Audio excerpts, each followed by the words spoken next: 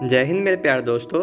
आज हम एक ऐसी जगह के बारे में जानेंगे जो भारत के इतिहास में साहित्यिक, ऐतिहासिक, धार्मिक सभी स्तर पर महत्वपूर्ण भूमिका अदा करता है। जी हाँ दोस्तों, आपने ठीक समझा। आज हम बिहार के बारे में जानेंगे। बिहार और बिहारी शब्द किसी से अपरिचित नहीं है।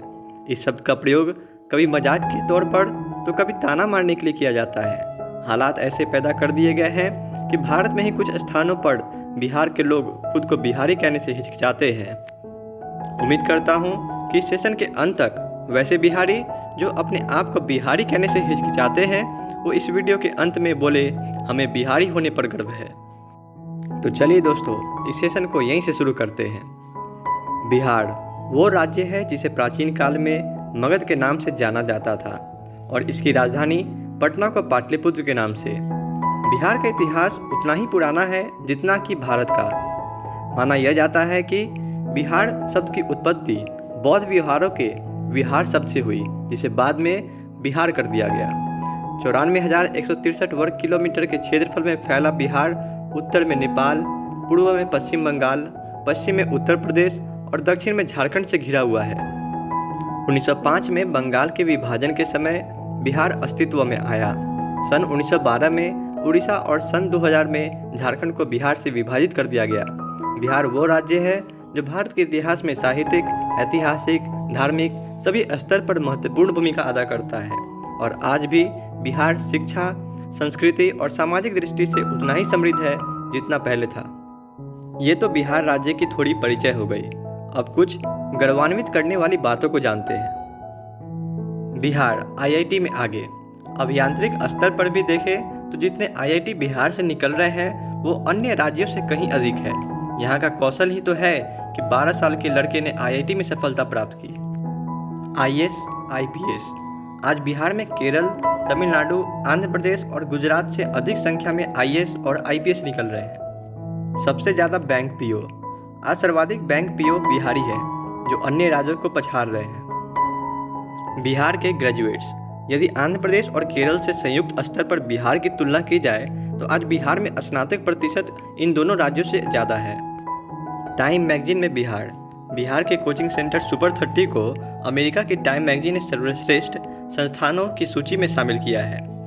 सदियों पुरानी मिथिला पेंटिंग जिसका अस्तित्व आज से लगभग सैकड़ों साल पुराना है, आज देश और विदेश में प्रसिद्ध चित्रकला के रूप में विख्यात है। तमाम भाषाएं। बिहार में भाषाओं की भरमार है। अंगिका, भोजपुरी, मगही, मैथिली और वजिका ये सब भाषाएं केवल बिहार की ही हैं। अंग्रेजी, हिंदी और मैथिली यहाँ की राजभाषा है। नदियाँ हैं इस राज्य में।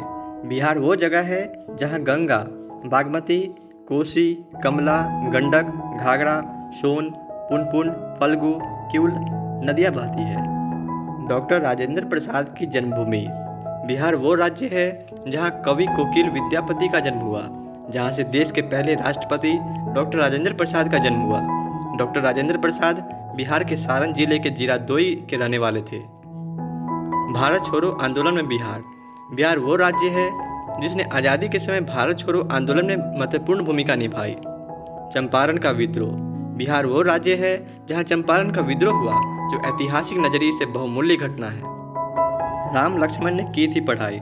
बिहार वो राज्य है जहाँ नालंदा और विक्रमशिला जैसे पुरातन विश्वविद्यालय है, जहाँ विश्वामित्र का आश्रम था, जहाँ राम लक्ष्मण की प्रारंभिक शिक्षा संपन्न हुई। सीताराम का मिलन। बिहार वो जगह है जहाँ सीताराम का मिलन हुआ, जहाँ सीता जी का जन्म हुआ। किंवदंतियों के अनुसार माता सीता का जन्म बिहार के मिथिला में हुआ, जिसे आज सीतामढ़ी कहा जाता है।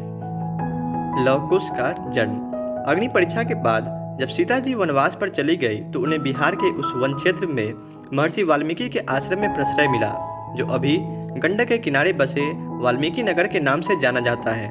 माता सीता ने यहीं अपने दोनों पुत्रों लवकुश को जन्म दिया। बुद्ध की तपोभूमि। बिहार वह ऐतिहासिक जगह है जहां भगवान बुद्ध को निर्वाण प्राप्त हुआ। दुनिया भर में अपनी पैठ बना चुके बुद्ध धर्म की जड़ें बिहार के बोध गया से जुड़ी है। यही नहीं, जैन धर्म के संस्थापक भगवान महावीर का जन्म राजधानी पटना के दक्षिण पश्चिम में स्थित पावापुरी कस्बे में हुआ और उन्हें निर्वाण भी बिहार की धरती पर ही प्राप्त हुआ था। सिखों के 10वें और आखिरी गुरु गोविंद सिंह का जन्म भी राजधानी पटना के पूर्वी भाग में स्थित हरमंदिर में हुआ। जहाँ आज एक भव्य गुरुद्वारा भी है। इसे आज पटना साहिब के रूप में भी जाना जाता है, जो सिखों के 5 पवित्र स्थल में से एक है। चाणक्य का जीवन। अर्थशास्त्र के रचयिता कौटिल्य का जीवन भी बिहार की धरती पर ही व्यतीत हुआ। राष्ट्रीय ध्वज में अशोक चक्र। 270 ईसा पूर्व अशोक महान ने भी बिहार की धरती पर राज किया। भारत के राष्ट्रीय निशान अशोक स्तंभ है और राष्ट्रीय ध्वज में अशोक चक्र सम्राट अशोक की ही देन है। बिहार आम्रपाली की नगरी। यही नहीं, बिहार विश्व प्रसिद्ध सुंदरी आम्रपाली की नगरी भी रहा है। आम्रपाली लिच्छवी राज्य में वैशाली की एक गणिका थी, जिसने अपनी सुंदरता और चातुर्य से यह साबित कर दिया था कि उस समय भी स्त्री शक्ति हर क्षेत्र में अपना वर्चस्व स्थापित कर सकती है। बिहार में ही ढलते सूरज की पूजा। बिहार समाज ही ऐसा है जो सूरज की हर रूप की पूजा करता है। उगते सूरज के साथ साथ ढलते सूरज की पूजा बिहार में ही की जाती है, जिसे हम लोग छठ पूजा के नाम से जानते हैं। और ऐसी कई सारी बातें हैं जो एक बिहारी को गौरवान्वित करता है, मगर सारी बातों को बताने में वीडियो काफ़ी लंबा हो जाएगा। उम्मीद करता हूँ कि इस वीडियो के इतने ही भाग को देखने के बाद बिहारी होना कितने गर्व और सम्मान की बात है, ये आप जान गए होंगे। जय हिंद।